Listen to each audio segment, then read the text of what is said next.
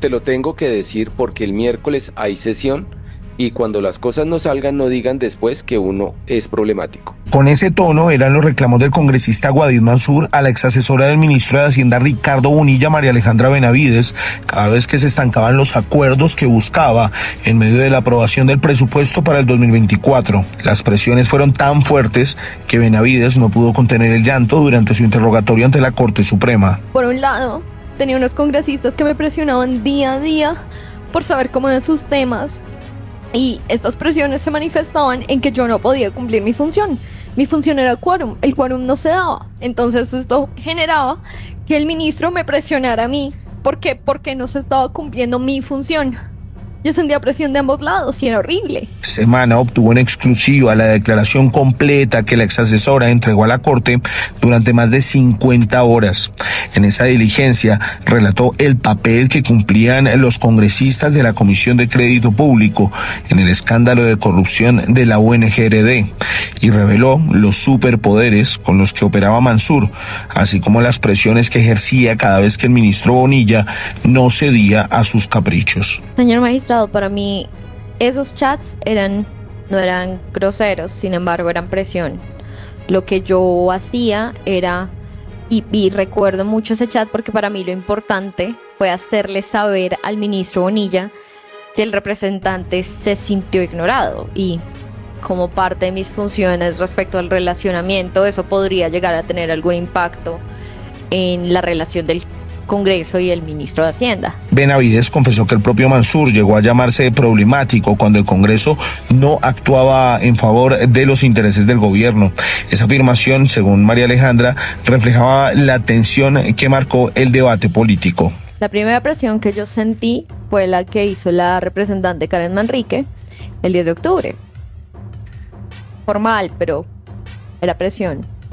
Y ese 11 de octubre la volví a sentir. Porque yo recuerdo ese chat en el cual me decía, mire, el miércoles hay sesión. Si no salen las cosas, no digan que no es el problemático. Pero yo, ¿qué podía hacer? Yo recuerdo que yo dije, ¿cómo hablo con el ministro de esto si no tengo cómo hacerlo? Y pues la misma conversación luego lo dice. Yo prefiero decírtelo antes de que entres a la sesión. Él no estaba siendo grosero, pero sí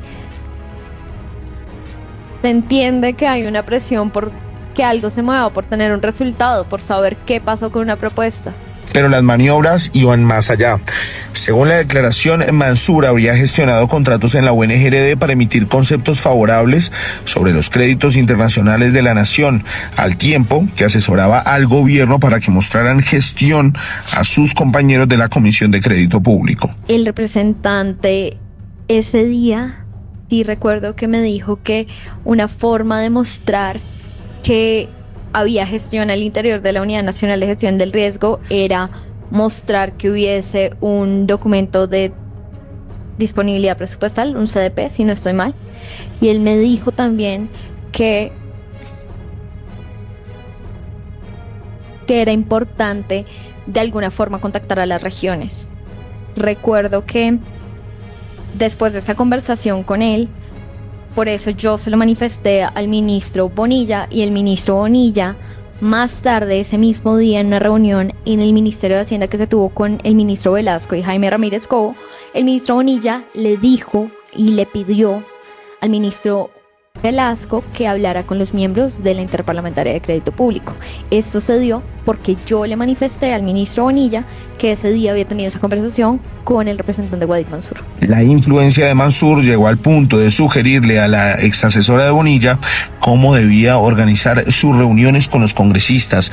Así fue como pidió que tuviera 2 encuentros con los integrantes de la comisión, primero con los Tigres, como fueron llamados Mansur, Vitar y Peinado, y después con Manrique, Gallo y Muñoz, para que la reunión en la que participó hasta el ex viceministro de Hacienda, Diego Guevara, fluyera. Lo que él me dio a entender era que si estaban todos los que tenían interés en proyectos en la Unidad Nacional de Gestión del Riesgo, el tema no iba a fluir o no se iba a dar. Entonces él me dijo que me insinuó, no recuerdo las palabras exactas, pero sí recuerdo el chat, en el que él me decía, pues Liliana, Peinado y yo. El testimonio de María Alejandra Benavides ante la Corte Suprema destapó la enorme influencia política de Guaidó Mansur en este capítulo de corrupción, una declaración que lo deja seriamente comprometido en una de las investigaciones más sonadas del gobierno Petro.